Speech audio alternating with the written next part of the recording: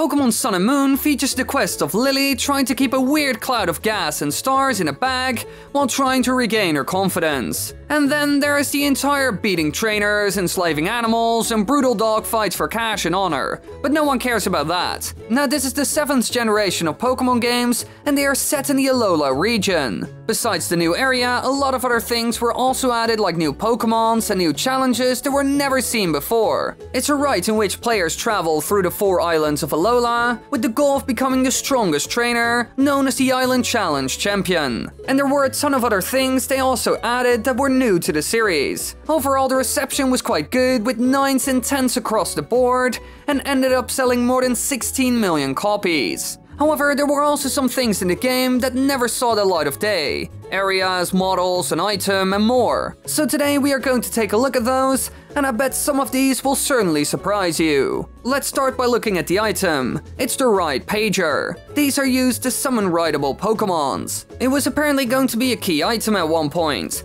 but it can be used by pressing Y once it's obtained.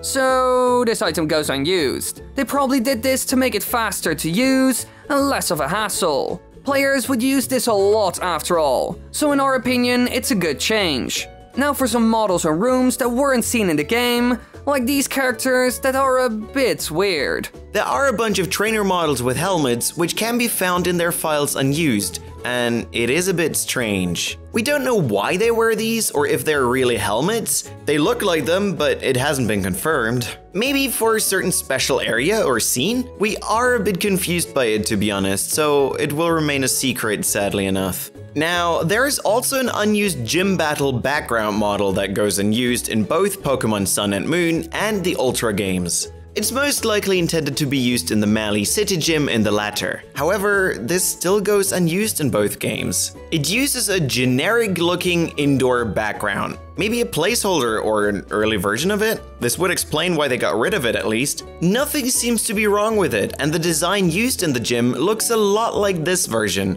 So because of this, we would say that it's some sort of early version, probably changed because of design choices. The biggest difference is the color and items found in the room after all. Now, besides this gym, there is also another building type that went unused. 3 rooms in the player's house. There is a bathroom, a laundry room, and a garage. They aren't used in the normal Sun and Moon, as well as the Ultra games. In the final game, you can only go to the living room, your mom's room, the porch, and your own room. However, when you walk on the outside of the building, you can find a garage, so maybe they were planning to make the house bigger than it is in the final game. But for some odd reason, they dropped it, and just removed the doors or the possibility to interact with it.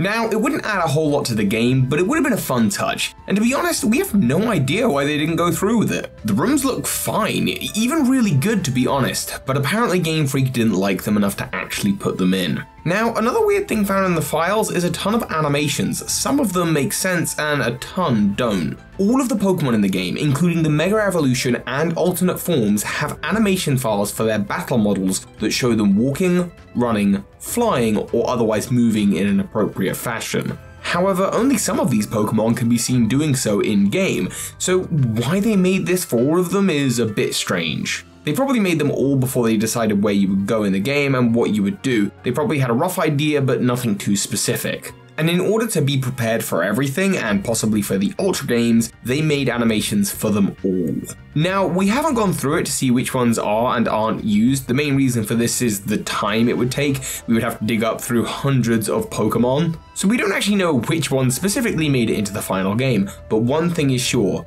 a good number of them were a waste of time. It's a bit weird that they went for this approach. It seems like they're wasting time and resources, but there could be a specific reason for it. Now, this is where our journey ends. Clearly they made some interesting changes and did a ton of work which wasn't seen in the final product. It's certainly strange to say the least. If you want to find out more about your favorite Pokemon, why not head on over to my channel. My name is Birdkeeper Toby and I make videos all about Pokemon. Thanks for watching.